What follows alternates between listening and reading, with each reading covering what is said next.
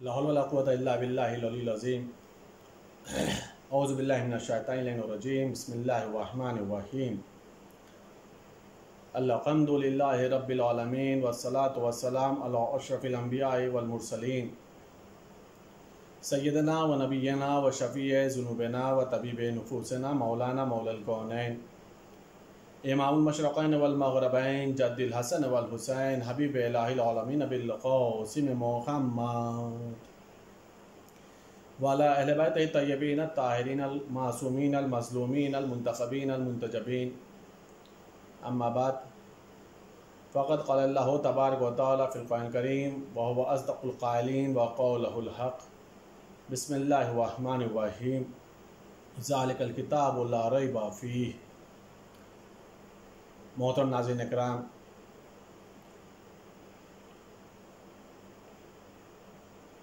शब क़द्र रमज़ान मुबारक धीरे धीरे हम लोगों से जुदा हो रहा है।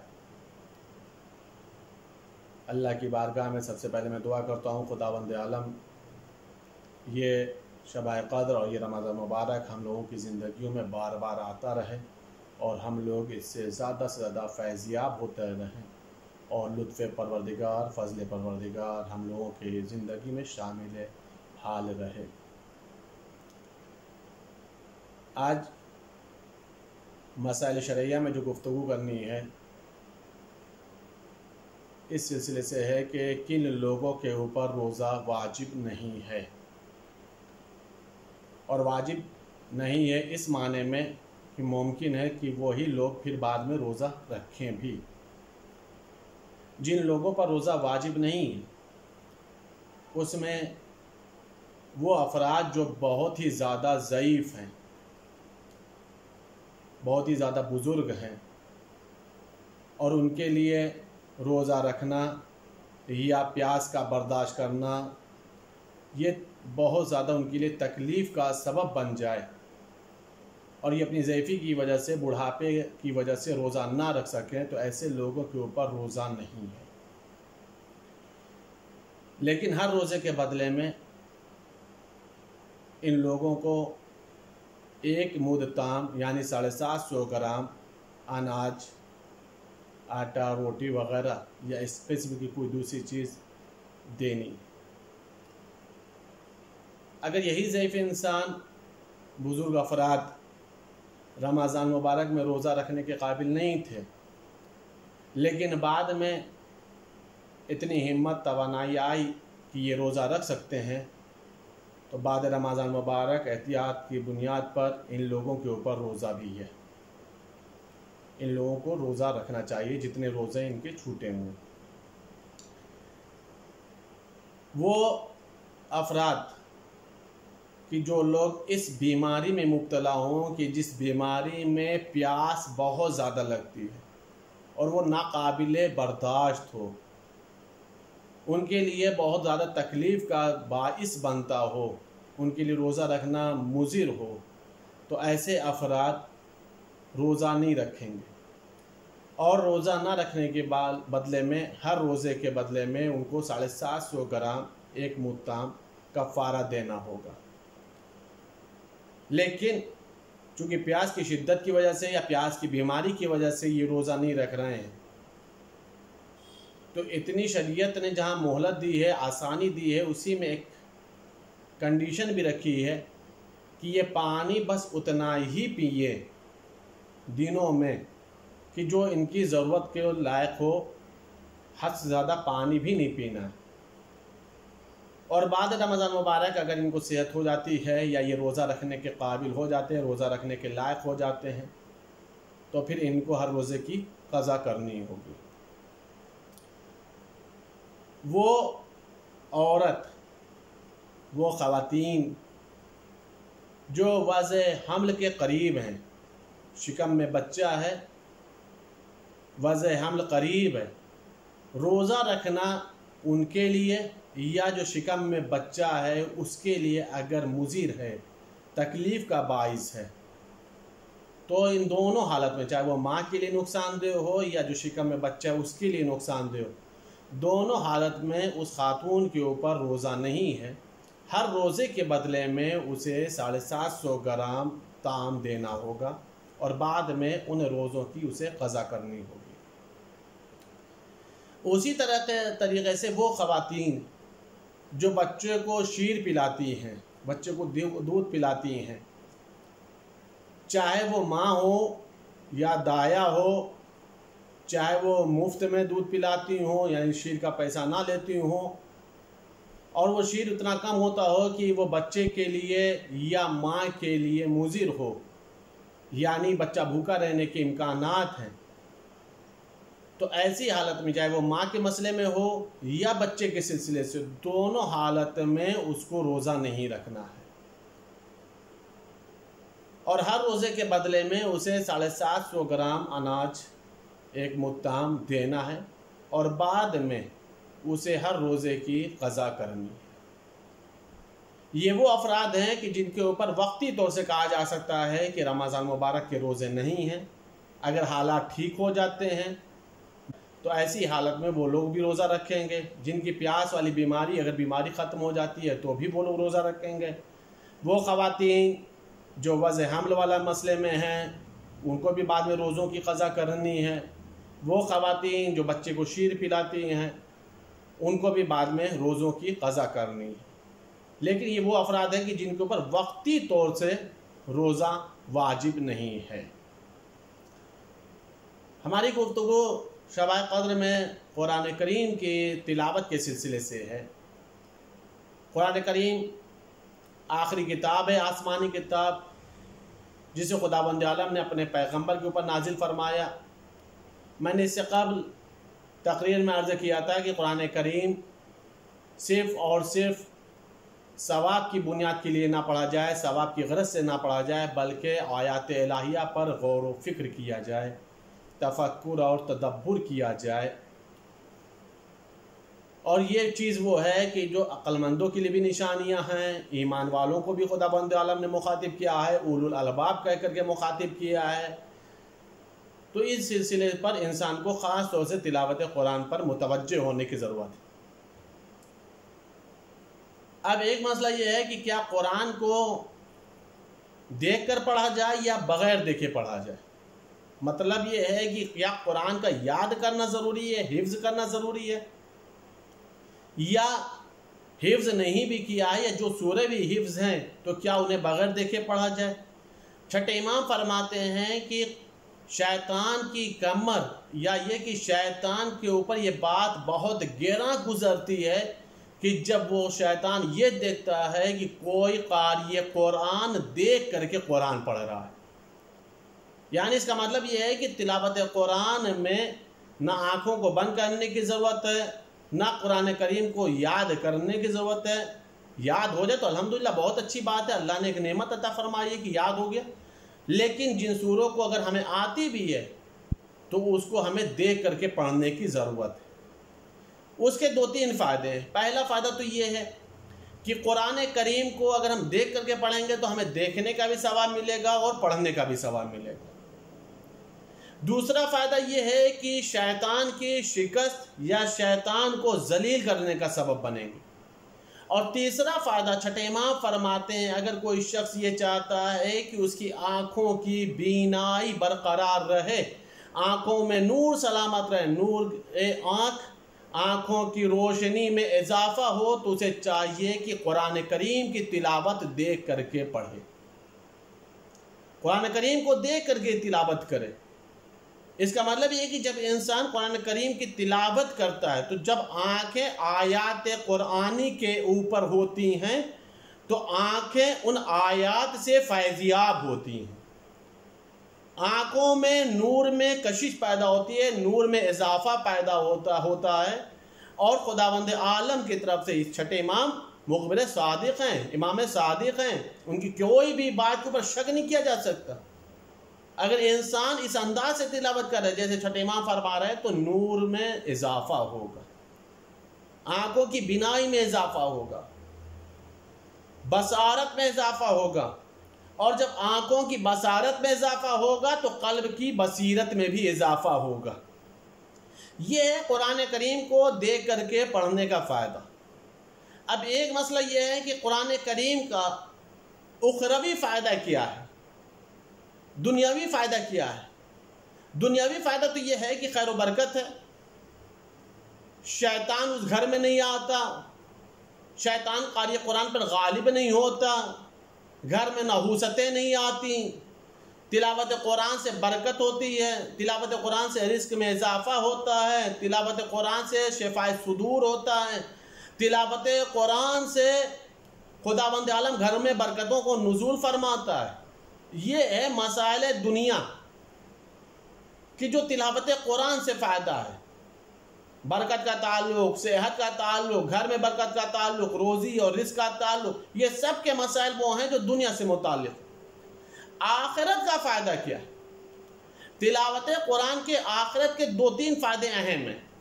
پہلا فائدہ یہ ہے کہ جب انسان قرآن کریم کی تلاوت کرے گا تو یہی قرآن کریم میدان محشر میں قاری قرآن کی شفاعت کرے گا، میرے معبود اس کی شفاعت کر دے، یہ مجھے محبوب رکھتا تھا، یہ میری تلاوت کرتا تھا۔ اللہ قرآن کی بات کو مانے گا اور قاری قرآن کی شفاعت ہوگی۔ دوسرا فائدہ یہ ہے کہ جب انسان قرآن کریم کی تلاوت کرتا ہے تو اصل ہوتا کیا ہے؟ ہوتا یہ ہے کہ یہ قرآن کریم کی تلاوت اصل میں ذکر پروردگار ہے، ذکر پروردگار ہے، اذکار الہی ہے۔ اس کا فائدہ کیا ہے؟ قرآن کریم نے خود بیان کیا ہے، فَاذْكُرُونِي أَذْكُرْكُمْ، اگر تم میرا ذکر کرو گے تو ہم تمہارا بھی ذکر کریں گے۔ مطلب کیا ہے؟ مطلب یہ ہے کہ اگر ہم اللہ کا ذکر کر رہے ہیں تو خداوند عالم ہمارا بھی ذکر کرے گا۔ دونوں ذکر میں ایک بنیادی فرق ہے۔ ہم جب ذکر کر رہے ہیں تو اپنے ماحول میں کر رہے ہیں، اپنی گنہگار زبان سے کر رہے ہیں، اپنے جیسے بندوں کے بیچ میں کر رہے ہیں، اپنی جیسی کیفیت رکھنے والے، طبیعت رکھنے والوں کے بیچ میں کر رہے ہیں۔ لیکن جب خداوند عالم کسی کا ذکر کرتا ہے تو ملائکہ سماوات کے بیچ میں کرتا ہے، نورانی مخلوق کے بیچ میں کرتا ہے، ایک ایسی مخلوق کے بیچ میں، معصومین کی بارگاہ میں، معصومین کے سامنے ذکر ہوتا ہے۔ کس کا؟ جو اللہ کا ذکر دنیا میں کرتا ہے۔ قسم خدا کی اگر اسی ایک فضیلت کو ہم سمجھ لیں کہ ہم خداوند عالم کی نگاہ میں قابل ذکر بننا ہے تو ضرورت اس بات کی ہے کہ ہم قرآن کریم کو ذکر کرتے رہیں، قرآن کریم کی تلاوت کرتے رہیں تاکہ ہم اللہ کی نگاہ میں قابل ذکر بن سکیں۔ اور یہ بالکل سیدھی سی بات ہے، جو اللہ کی نگاہ میں قابل ذکر ہو، جو خداوند عالم کی نگاہ میں قابل مدح و ثنا ہو، جس کا ذکر خداوند عالم کرتا ہو، تو یہ تو نہ ہم سوچ سکتے ہیں، نہ قالین اکرام میں شاید کوئی بندہ ہے خدا سوچ سکتا ہے کہ خداوند عالم کی نگاہ میں اس کے کیا درجات ہوں گے، اس کی کیا عظمت ہوگی اور اس کی کیا منزلت ہوگی۔ قرآن کریم کا فائدہ۔ دوسرا مسئلہ یہ ہے کہ قرآن کریم صرف اور صرف ہم یہ نہ سمجھے کہ یہ مردوں کے لیے، نہیں عزیزان گرامی، قرآن کریم کا فائدہ مردوں کو بھی ہے، زندوں کو بھی ہے۔ مردوں کی بخشش کا مسئلہ ہے اور زندہ لوگوں کی آسائش کا مسئلہ ہے۔ ان کی بخشش ہے اور زندہ جو لوگ ان کی آسائش اور آرام کا مسئلہ ہے۔ تیسرا مسئلہ قرآن کریم کے سلسلے سے آپ اسی ایک بات کو محسوس کریے۔